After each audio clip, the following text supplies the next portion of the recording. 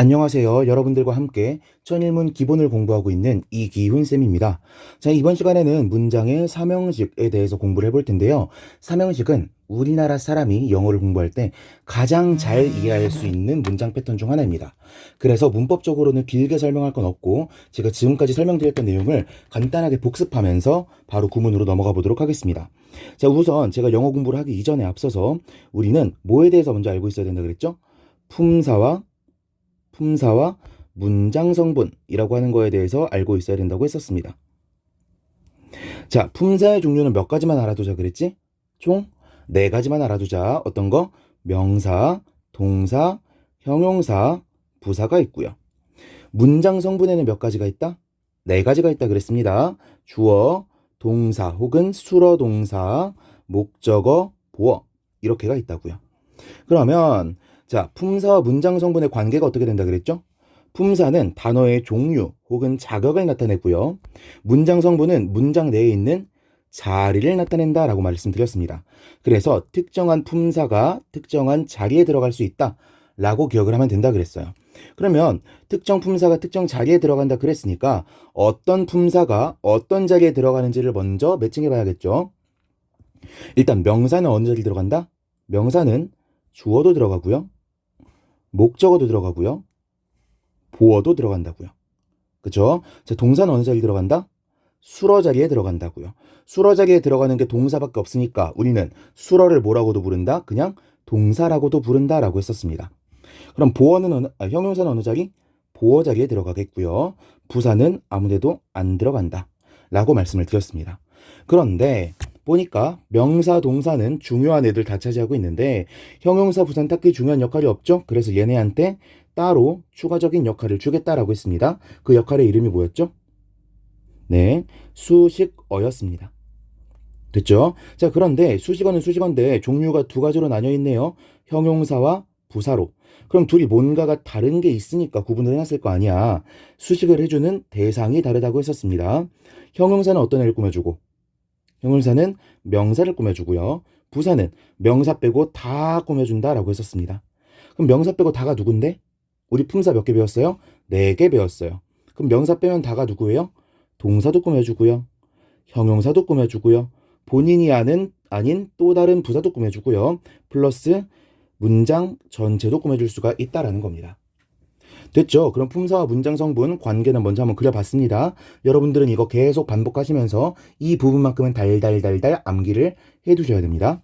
자, 그렇다면 제가 동사의 종류를 분류하는 2가지 방법이 있다 그랬는데 첫 번째 방법이 뭐였죠? 첫 번째 방법은 동사를 비동사와 일반 동사로 나누는 거였습니다. 기억나시죠? 비동사는 크게 뜻이 몇 가지 있다? 2가지가 있다. 첫 번째, 두 번째. 우리는 보통 2번째 뜻을 더 잘 알고 있다. 그게 뭐였어요? 무엇이다라는 거였습니다. 첫 번째 뜻은 있다라는 뜻이었고요. 그럼 보니까 뭐뭐이다라는 말은 앞에 뭐가 뚫려 있다고? 빵구가 뚫려 있다고. 그래서 제가 여러분한테 뭐뭐이어라라고 말을 해봤자 여러분들은 할 수 있는 게 있다 없다? 없다. 왜? 이 단어 표현 자체에 아무런 의미가 없기 때문에 이 말을 들은 사람이 따를 만한 어떤 내용물이 없는 거죠. 그래서 우리는 이렇게 빵꾸 뚫린 애들한테 뭘 더해줄 거다? 의미를 보충해주는 말을 더해줄 거다. 그게 뭐예요? 보어가 되겠죠. 오케이? 보어가 온다. 그런데 뭐뭐 있다 같은 경우에는 빵꾸가 뚫려 있어요? 안 뚫려 있어요? 안 뚫려 있죠. 그럼 뜻이 완전해 불완전해? 완전하다고요. 제가 여러분한테 있어 라고 그러면 거기 있을 수 있잖아요. 그쵸? 그런 것처럼 뜻이 완전하기 때문에 뒤에 보어라고 하는 친구가 온다 안 온다? 안 온다라는 겁니다. 됐죠? 자, 그런데 제가 이 설명을 왜 먼저 했다 그랬어요? 비동사의 이러한 특징이 동사의 2번째 분류랑도 관련이 있기 때문이었죠. 동사는요, 그게 목적어 유무에 따라서 구분할 수도 있고 보어 유무에 따라서 구분할 수도 있다라고 했었습니다. 그래서 목적어를 가지고 오는 애들을 뭐라고 부르냐? 타동사라고 부르고요. 목적어를 가지고 오지 않는 애들을 자동사라고 부른다고 했었습니다. 그런데 제가 타동사는 VT라고 많이 쓸 거고 자동사는 VI로 많이 쓸 건데 이거 어떻게 배우라 그랬죠? 타동사 VT 트트트. 아, 그러니까 VT가 타동사구나.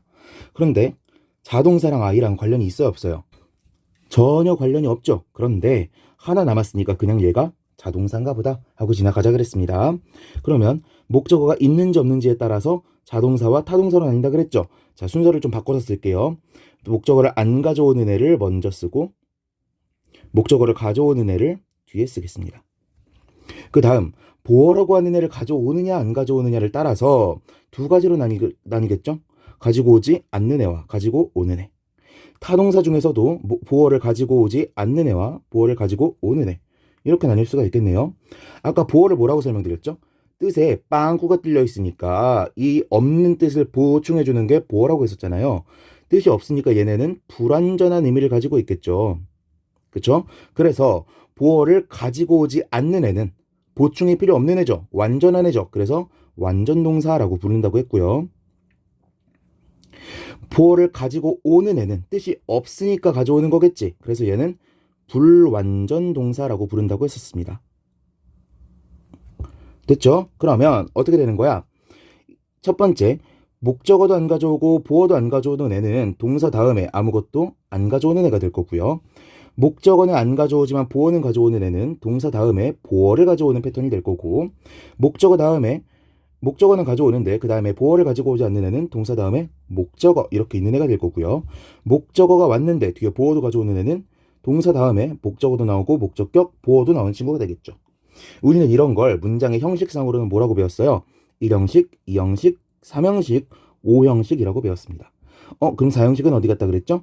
4형식은 조금 특이하게 목적어가 두 개 달린 친구여서 따로 공부한다고 했었고, 이런 친구들을 이항타동사 혹은 수여동사라고 부른다고 했었습니다. 여기까지 다들 이해가 되셨을 겁니다. 전 시간을 복습하셨다면. 됐죠? 그 중에서도 저희가 지금 공부하는 건요, 타동사인데 뒤에 목적어를 가지고 오지 않는 3형식 동사들을 공부하는 거고요. 자, 그러면 공부를 할 때 해석은 어떻게 하면 되느냐? 아주 간단합니다. 주어, 동사, 목적어 이렇게 오는 거잖아요. 주어는 어떻게 해석한다고? 뭐뭐, 은는, 이가 라고 해석한다 그랬고요. 동사는요, 뭐뭐 다라고 해석한다 그랬고요. 목적어는요, 뭐뭐, 을을 이라고 해석을 한다 그랬었죠. 이걸 잡고서 한번 가보도록 하겠습니다. 자, 위에 설명을 읽지 않을 겁니다. 바로 문장으로 넘어가 볼게요. A bad workman blames his tools. 이렇게 되어 있죠. A bad workman. work라고 하면 일, 노동 이런 뜻이잖아요. 일을 하는 사람, 노동하는 사람이라고 해서 일꾼, 직공 정도가 되겠죠. 나쁜 직공이, 여기서 나쁘다는 거 실력이 안 좋은 거겠죠. 나쁜 직공이 blames, 비난합니다. 비난하다. 뭐를 욕해요? His tools, 그의 도구들을 욕한다는 거죠. 오케이? 지가 일을 못하는 거면서 도구가 후져서 그렇다고 욕을 한다는 겁니다. 사실 우리가 공부를 하다 보면 많이 겪는 일이죠. 왜? 내가 천일문으로 공부했으면 더 잘했을 텐데 천일문으로 공부를 안 해서 못하는 거야.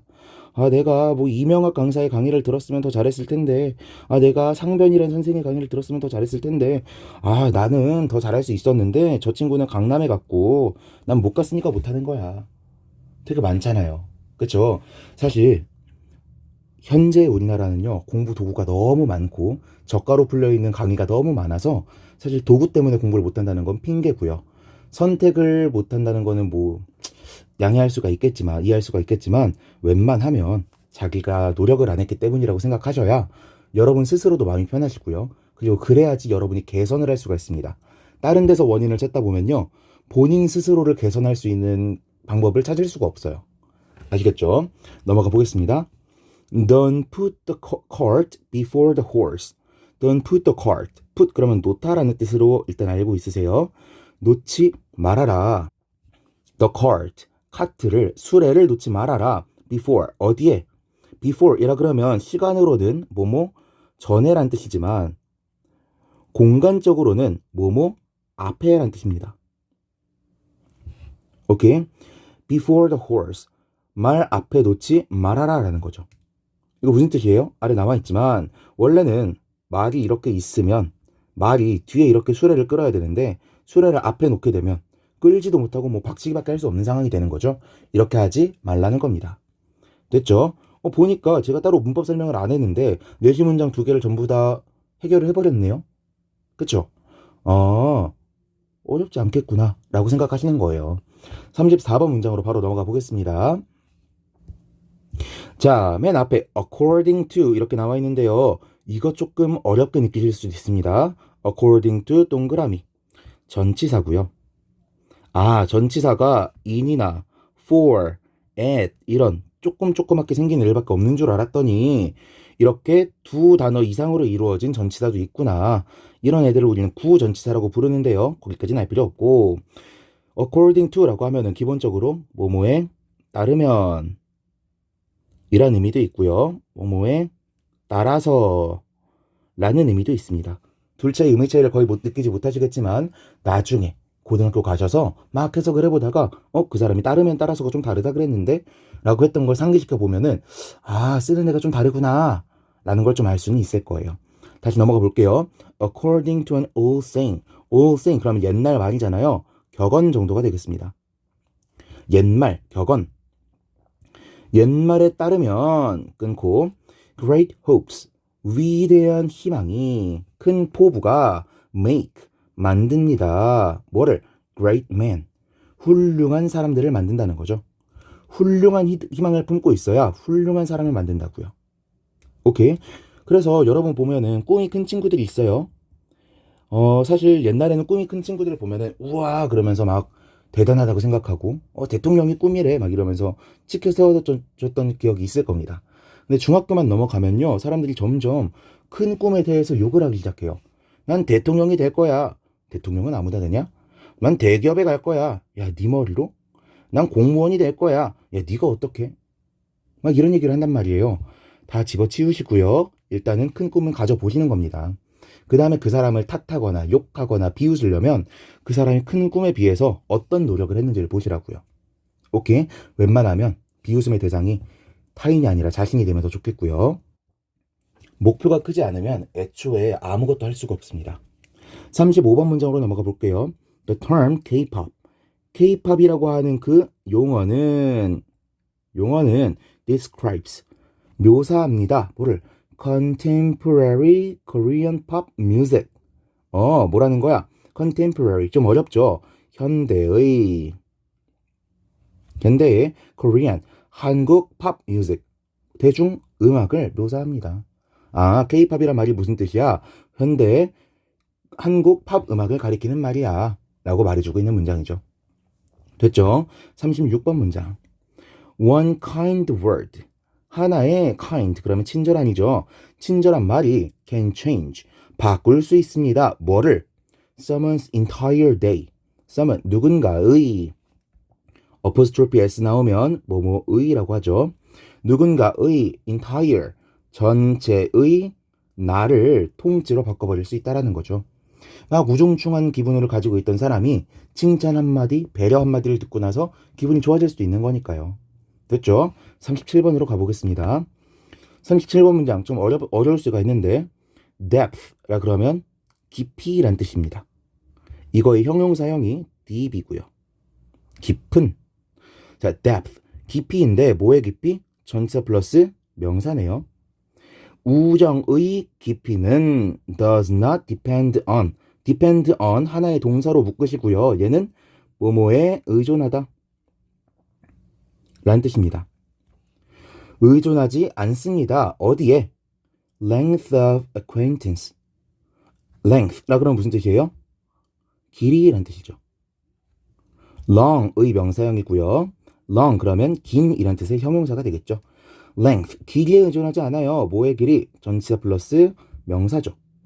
acquaintance, 그러면 뭐 친분 이런 뜻인데 친분의 길이에 의존하지 않습니다라는 겁니다. 오케이?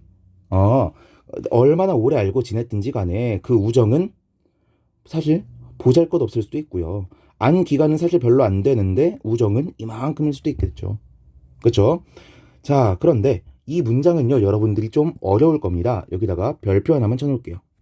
왜 별표일까요? 자, 제가 length of acquaintance 이거를 목적어라고 표시를 해놨죠. 그쵸? 그리고 동사 부분은 어디예요? depend on. 여기가 동사네요. 근데 제가 동사를 뭐라고 해석해놨어요? 뭐뭐에 의존하다라고 해석을 해놨고요. depend on length of acquaintance. 친분의 길이에 의존하다라고 했잖아요. 목적은 어떻게 해석한다 그랬죠? 뭐뭐 을이라고 해석한다 그랬는데 depend on은 뭐뭐에 의존하다라고 해석을 하고 있잖아요. 그쵸? 아무래도 한국어랑 영어랑 완벽하게 1대1로 매칭되지가 않습니다. 그래서 모든 목적어가 을이라고 해석되는 건 아니에요. 그래서 이렇게 한국말로는 을이라고 번역되지 않는 이러한 동사와 목적어 관계들은 우리가 따로 외우셔야 되고요. depend on 같은 경우에는 정말 자주 나오는 동사니까 얘는 따로 좀 외우고 지나가시자고요. 아시겠죠? 자, 38번 문장으로 가겠습니다. 나는요, look forward to 까지 동사로 올게요. look forward to 라고 하면은 뭐뭐를 학수고대하다 라는 뜻이에요. 한국말이 더 어렵죠? 학수고대하다란 말이 뭐냐면 그냥 기대하다란 말이에요. 기다리고 있고. 됐죠? 나는요, 고대하고 있어요. 기대하고 있어요. 뭐를? meeting you in person 까지를 하나의 목적어로 볼게요.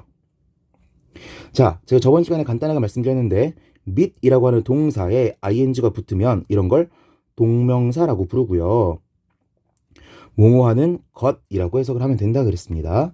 그러면 meeting, 만나는 것을 학수고대하고 있는 거죠. 누구를 만나는 거야? you, 너를 만나는 걸 기대하고 있는 거죠. you는 누구의 목적어? meet이라고 하는 이 부분 동사의 목적어가 되겠네요. 됐죠? in person, 전치사 플러스 명사인데 in person은 그냥 외우세요. 직접 이런 뜻입니다. 그럼 다시 쭉 해석해보면 나는 학수고대합니다. 뭐를? 만나는 것을, 너를 만나는 것을 학수고대하고 있어요. in person, 직접 만나는 것을. 됐죠? 자, 39번 문장으로 넘어가 볼게요. Please place the plant close to the window 이렇게 되어 있는데 please, 제발, 이건 부사네요. place, 두어주세요, 두어라, 명령문이죠. 왜? 앞에 주어가 없고 동사부터 튀어나왔으니까. 두어라, 뭐를? the plant, 식물을 두라는 건데 어디에 두래요? close부터 window까지 괄호치고 to에 또 동그라미 한번 쳐볼게요. close라고 하면요, 형용사로 가까운 이란 뜻도 있지만 부사로 가까이 라는 뜻도 있습니다. 가까이에. 그러면 가까이에 두세요. 어디에? to the window, 전사 플러스 명사죠. 창문 쪽으로 가까이에 두세요 라는 겁니다. 식물을 창문 근처에 둬야지 햇빛도 받고 뭐 바람도 쐬고 이렇게 잘할 거 아니에요. 그쵸? 자, 40번 문장으로 넘어갈게요. Keep your valuables in a safe place. keep, 또 동사부터 튀어나왔네. keep이라고 하면요, 기본적으로 유지하다라는 뜻입니다. 동사부터 튀어나왔으니까 명령문이겠고요. 유지해라. 어떻게? Your valuables, 너의 valuables, 귀중품들을 어디에 유지해라? In a safe place, 전치사 플러스 명사죠. 안전한 장소에 유지해라, 안전한 장소에 두어라, 보관해라, 이런 의미가 되는 겁니다. 되셨죠?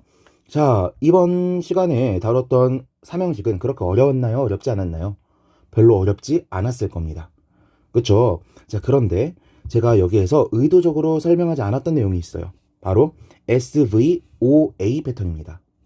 A라고 하는 건요, 부사어라고 하는 건데 문장의 오형식에서는요, 부사어라고 하는 걸 배우지 않아요. 웃기지만 문장의 7형식이라는 걸 가야 부사어라는 걸 배우거든요. 그런데 우리 부사어에 대한 내용 저번 시간에 배운 적 있습니다. 뭐 다룰 때 배웠을까? 1형식 문장 배울 때 다룬 적이 있었습니다. 근데 이때는 그렇게 알 필요가 없어서 다루지 않았는데 죄송합니다. 3형식을 다룰 때는 3형식에다가 부사어가 붙는 패턴을 좀 알려드릴 필요가 있을 것 같아요. 자, put이라고 하는 동사를 제가 뭐라고 알려드렸죠? 두다, 놓다라고 알려드렸습니다. 한국말로 하면요, put 다음에 something, 무언가를 두어라 라고만 하고 문장을 딱 끝내버려도 문장이 완전한 것처럼 보여요. 하지만 실제로 put 다음에 전치사 플러스 명사와 같이 장소를 나타내는 부사어가 나오지 않으면요, 부사어가 나오지 않으면 이 put something은 그냥 틀린 표현이 됩니다. 왜요? 이게 조금 어렵겠지만 모든 단어들은요, 뒤에 어떤 표현을 달고 나와야 되는지가 결정되어 있습니다. 문장의 오형식도 그런 것과 관련되어서 나온 거예요. 무슨 소리야? 어떤 동사는 뒤에 아무것도 안 가져와, 어떤 동사는 보어만 가져와, 어떤 동사는 목적어만 가져와. 이런 식으로 특정 동사마다 뒤에 어떤 걸 가져오는지가 결정돼 있다 그랬잖아요. put 같은 경우에도 마찬가지예요. 문장의 삼형식에서는 부사어라는 게 없으니까 얘가 없더라도 옳은 문장처럼 보이겠지만 실제로는 부사어까지 가지고 와야만 옳은 문장이라고요. put이라고 하는 단어는 그렇게 결정이 되어 있다는 겁니다. 되셨죠?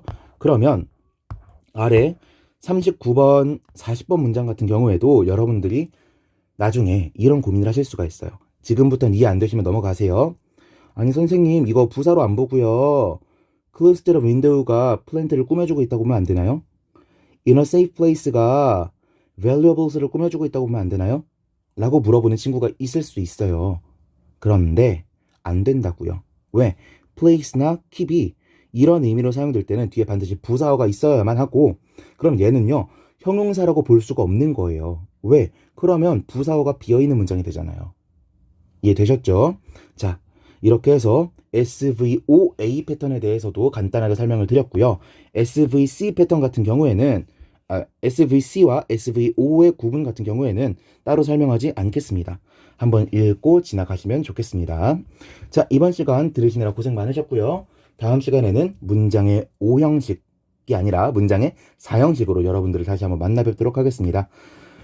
이 강의가 도움이 되셨다면 좋아요와 구독 눌러주시면 감사드리겠고요. 강의에서 모자란 부분이 있었거나 질문이 있으신 경우에는 댓글이나 오픈 채팅 방문을 통해서 질문을 남겨주셨으면 좋겠습니다. 이상 수업 마치도록 하겠습니다. 수고하셨습니다.